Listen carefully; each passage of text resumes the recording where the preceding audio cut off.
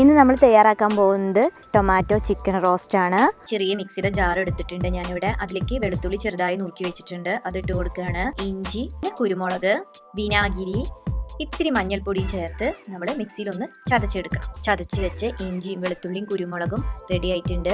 ഇനി ഒരു പാത്രത്തിലേക്ക് നമുക്ക് ചിക്കൻ ഇടാം. ആ ചിക്കനിലേക്ക് നമ്മുടെ ഈ ചതച്ച് വെച്ച് അരപ്പ് ചേർക്കുക. ഇത്തിരി ഉപ്പിട്ട് കൊടുക്കാം. 1/4 ഗ്ലാസ് വെള്ളം ഒഴിച്ചു കൊടുക്കുക. 10 മിനിറ്റ് നമുക്കൊന്ന് മീഡിയം ഫ്ലെയിമിൽ വേവിച്ചെടുക്കണം. ചീനച്ചട്ടി എടുക്കാം. എണ്ണ ഒഴിക്കുക ആവശ്യത്തിന്.